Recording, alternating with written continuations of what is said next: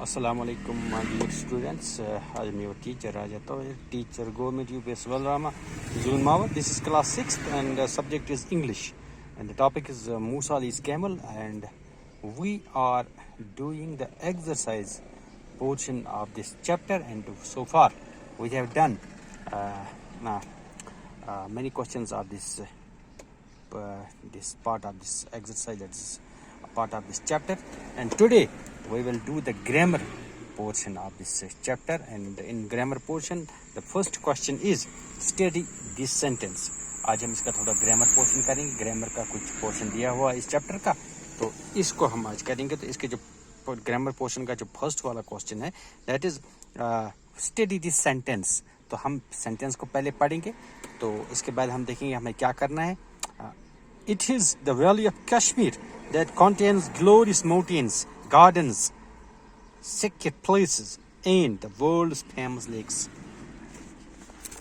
यानी कि जम्मू कश्मीर के बारे में, कश्मीर के बारे में बताया कि जो वैली ऑफ कश्मीर है, यहाँ पे माउंटेन्स है, ग्लोरियस माउंटेन्स है, ज़बरदस्त इसके यहाँ के पहाड़ है, यहाँ पे ऊंची ऊंची चोटियाँ हैं, तो सबज चोटियाँ भी है, और बड़ी बड़ी खूबसूरत बाग है यहाँ पे, एंड एक अच्छी जगह है यहाँ पे.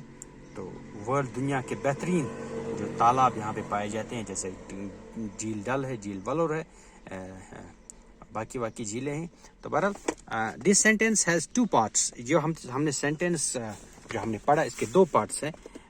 It is the valley of Kashmir, जैसे कि हमने यहाँ पे पढ़ा, ये वाला जो पोर्शन है, it is the valley of Kashmir, ये सेंटेंस का एक पार्ट है. एंड इसका जो दूसरा पार्ट है, Kashmir has glorious mountains, garden, secret place and the world's famous lakes. यहाँ से जो दूसरा पार्ट है इसका, यहाँ से कश्मीर हैज़, तो ये दो सेंटेंसेस में बटा हुआ है ये.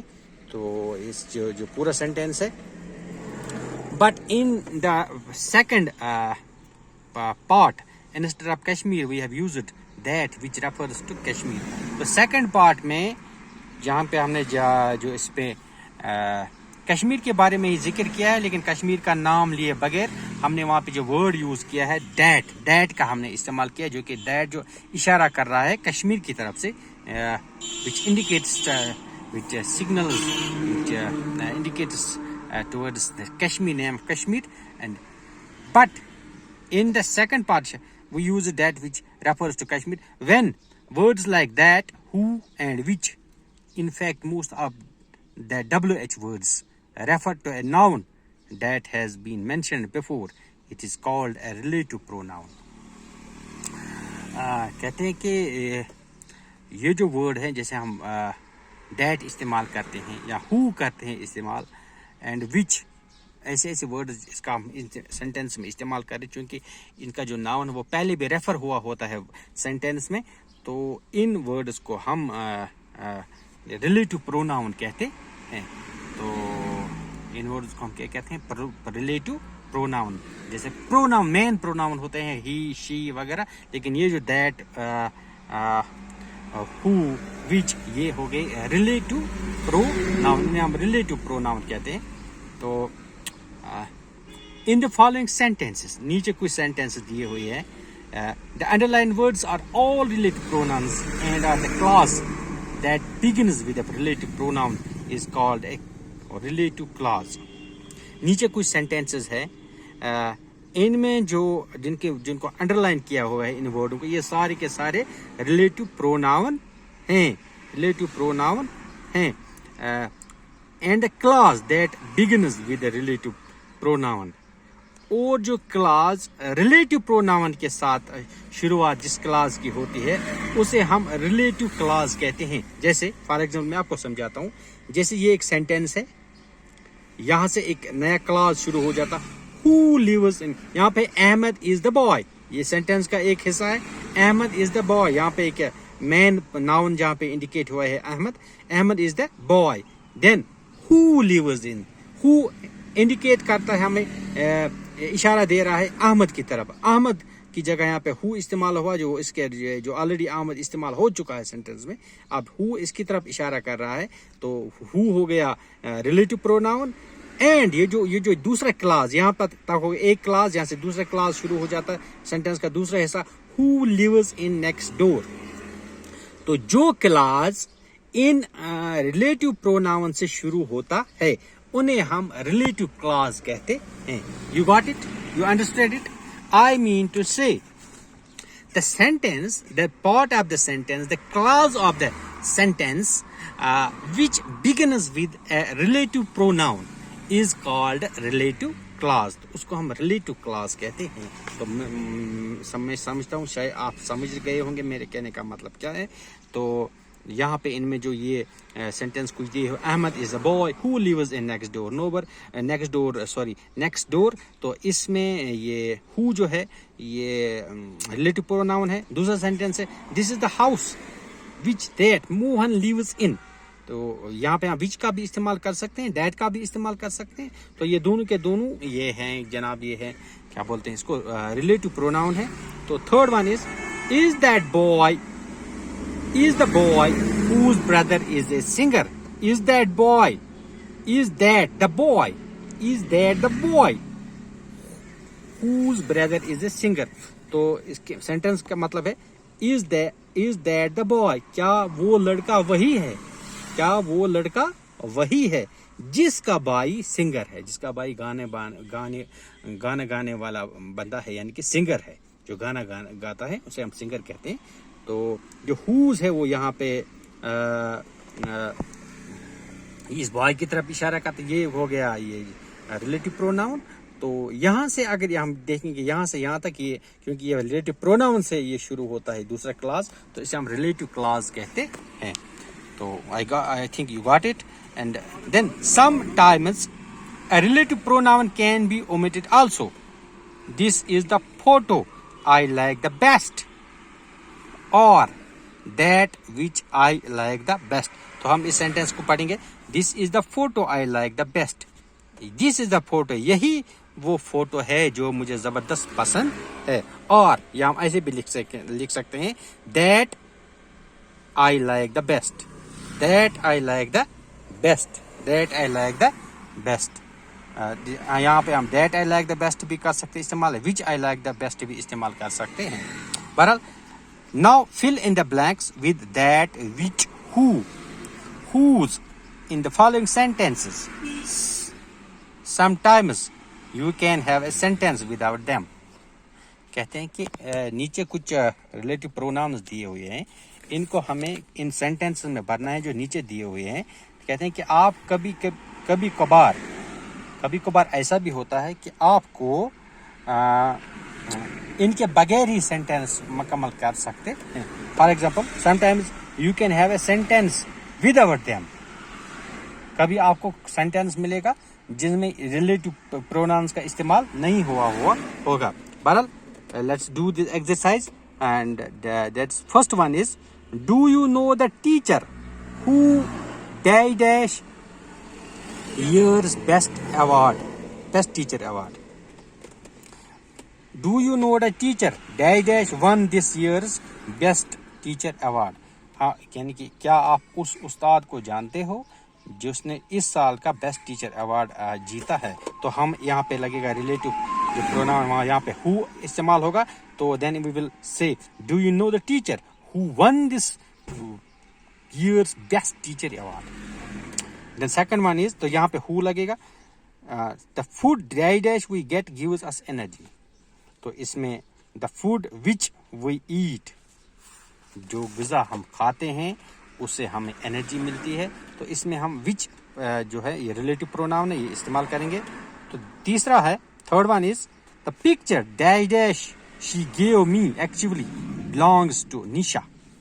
तो यहाँ पे भी हम which इस्तेमाल करेंगे. The picture which she gave me actually belongs to Nisha. तो यहाँ पे भी रिलेटिव प्रोनाउन जो है वो which इस्तेमाल होगा.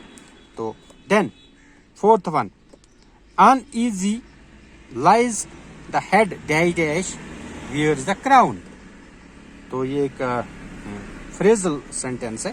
तो इसमें ये uneasy lies the head that wears the crown, इसमें that का इस्तेमाल होगा, that इसका रिलेटिव प्रोनाउन इस्तेमाल होगा. Then the fourth one is, this is the house dash walls broke because of yesterday's earthquake. यही वो मकान है जिसके जो दीवारें हैं कल जो अर्थ को एक आया था, पिछले दिन जो अर्थ को एक आया था, जो जलजला आया था, उससे उसकी दीवारें टूट गई थी. तो इसमें जो होगा, इसमें लगेगा whose, जिसकी. whose का मतलब हो गया जिसकी दीवारें टूट गई थी. तो इस यहाँ पे whose रिलेटिव प्रोनाउन है वो इस्तेमाल होगा. तो सेंटेंस बनेगा this is the house whose walls broke because of yesterday's earthquake. Then this seventh part of this grammar portion is this relative pronoun grammar portion is fruit dash contains lot of vitamins is good for health. कहते हैं कि जिन गज़ों में, जिन fruits में ये होगा, काफ़ी vitamins होंगे, वो सेहत के लिए अच्छे हैं. तो हम लिखेंगे इसमें दैट होगा, फ्रूट्स दैट, क्योंकि हम यहाँ पे फ्रूट की तरफ इशारा कर रहे हैं. इसमें हम लिखेंगे that's fruit that contains lot of vitamins is good for health. वो फ्रूट जिसमें ज़्यादा से ज़्यादा विटामिन्स होंगे, सेहत के लिए अच्छा है. Then it is eighth part of this grammar portion is relative pronoun fill in the blanks portion is a thief is a person dash steals things. thief का मतलब हो गया चोर. चोर वो एक इंसान होता है, चोर भी एक इंसान ही होता है. चोर वो एक इंसान होता है जो चीजें चुराता है. तो पर्सन के साथ यहाँ के thief is the person. चोर वो इंसान है, वो शख्स है. जो that means who, इसके साथ who लगेगा, who steals things. Ninth part is the man dash phone didn't tell his name. जिस आदमी ने फोन किया था उसने अपना नाम नहीं बताया. जिस आदमी ने फोन किया उसने अपना नाम नहीं बताया. तो इसमें हम लिखेंगे the man who phoned didn't tell his name. तो इसमें who लगेगा. Then it is 10th part. An aeroplane is a machine dash flies. एक एरोप्लेन एक ऐसी मशीन है जो उड़ती है, यानी मशीन ही एक एरोप्लेन मशीन ही है. तो जो machine is a thing which work systematically, जो सिस्टमेटिकली काम करता है. तो यहाँ पे जो फिल इन द ब्लैंक्स है, इसमें हम ये करेंगे an aeroplane is a machine dash flies. Aeroplane एक ऐसी मशीन है जो क्या फ्लाई करती है, यानी कि जो उड़ती है. तो इसमें लगेगा रिलेटिव प्रोनाउन जो है वो दैट का इस्तेमाल हम करेंगे, दैट फ्लाइज. तो सेंटेंस बनेगा an aeroplane is a machine that flies. An aeroplane is a machine that flies. So we completed this exercise portion, and today we learned about relative pronouns and relative clause. I hope you have understood this topic clearly, and you will write down these questions, the solved questions in your exercise English exercise notebook, and you will exercise also.